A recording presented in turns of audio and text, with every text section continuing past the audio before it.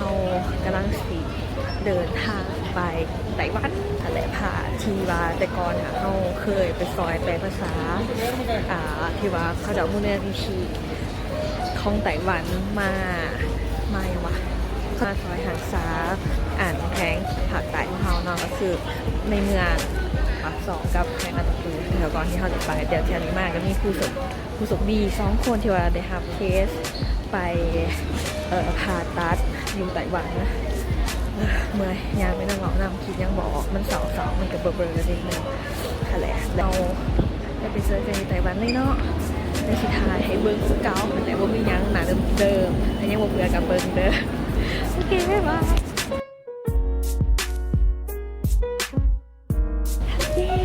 เขามาหอดสนามบินไต้หวันแล้วจังเจ๊เหนื่อยไหมถามใจเธอดูเมื่อยเนาะตอนนี้เป็นเวลา1:15 นาทีเวลาท้องถิ่นของไต้หวันแล้วเขาสีใหญ่เมืองเขาบ่ได้อยู่ไทเปเสียใจไปอีกเมืองนึงถึงตัวมาแล้วเจ๊เนาะตะกี้มาสิแบบอุ้ยสวยๆตอนแรกยังหล่อเลยโมเมนต์เว้ยไปอีกเมืองนึงจ้าก็คือสิแบบทางเซาทิศจะเขามาไทเปนะเจ๊เนาะประมาณนั้นแหละหัวหน้าทีมคอยกัปตันคอย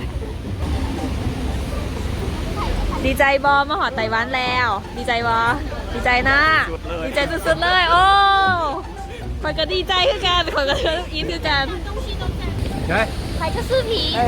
พี่ฮาวตอนนี้เข้ามาหอดสถานีรถไฟของไต้หวันแล้วเดี๋ยวขอไปข้างในนะ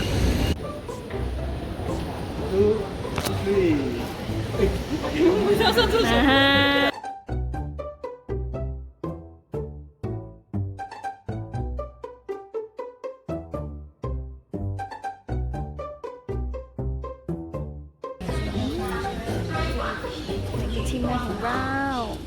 เซ่ฮาย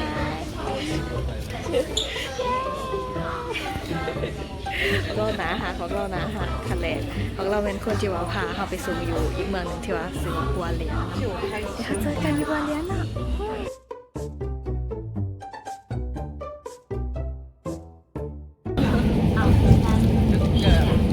รีวิวเด็ดแบบว่าอร่อยบอกยอดเลยทำไมเป็นยังกูขนมปังอันหนึ่งกรอบนั่นบริออมผมแต่มันออกกรอบอันนี้โมเมนต์แข็งได้กรอบเป็นไหมฟันหนอกของเมือง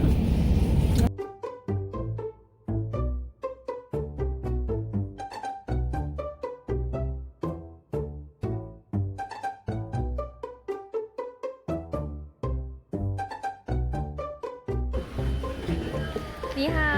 你好，你好，你好，对对，你好，เย้ได้กินข้าวสักที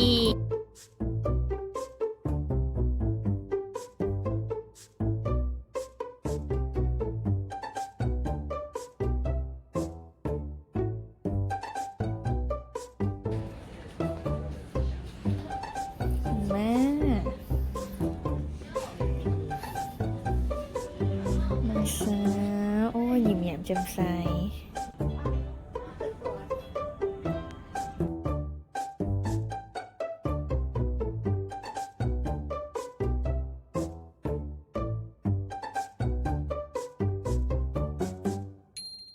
กินข้าวโอเค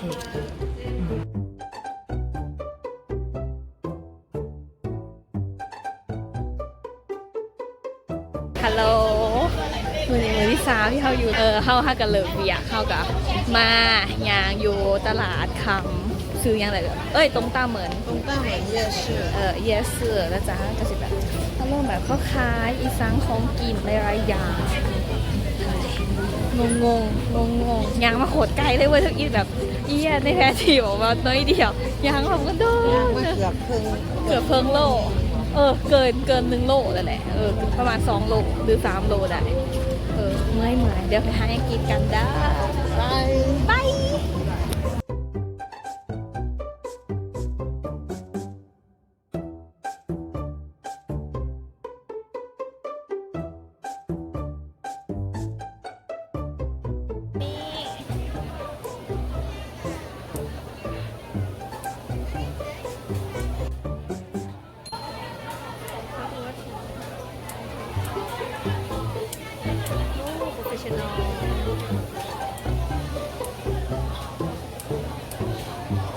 เรียนมาเล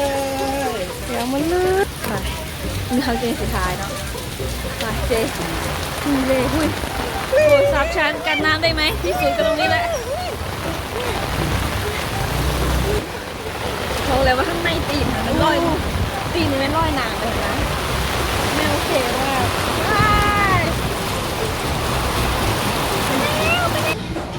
ดินเนอร์มื้อที่ 4ของการอยู่หัวเรียนเนาะประมาณนี้น่าจะเป็นกัว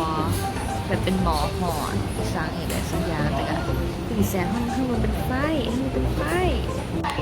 เช้าเที่ยงจะวันที่5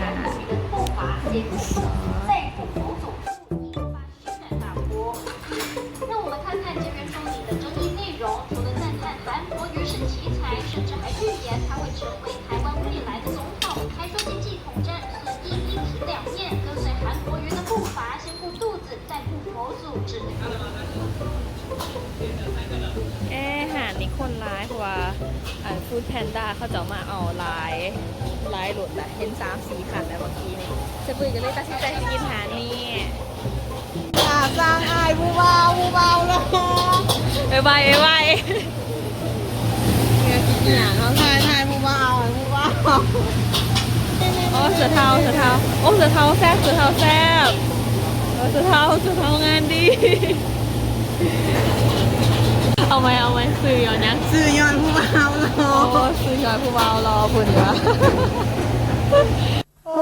ยหาความรักความเมตตา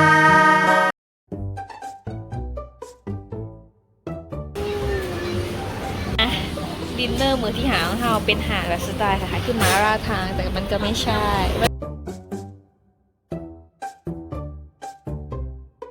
มื้อที่6ของการอยู่นี่ถ้าอีหามื้อวันทีเนาะเฮาสิไปดินไปงานทะเลไปเซอร์เวย์ไงนี่ไงอีเจหาว เดินเล่น ยางลีนโอ้โหโคตรใกล้ประมาณยางไหนประมาณเกือบ3 กิโลแต่คิดว่ามันไกล โอ้ตั้งแต่เฮาอยู่เป็นสมอง ยางไปโซโล่เริ่มตัดสินใจว่าเบอร์ในแผนที่มันอีกไกลแฮงก็เลยตัดสินใจว่าเฮ้ยขึ้นแท็กซี่คุยแท็กซี่ขี่กันเลยจ้า แท็กซี่ห้ามมาผมจะเป็นหมา เพราะมันแดดถอดใจจะก็ไม่ยางเขาก็เลยบอกว่าก็ยังว่าแดดถอดคนก็เลยตัดสินใจออกมายางลีนผมจะบอกว่าผิดเดี๋ยวเราไปเบิ่งทะเลกันเย้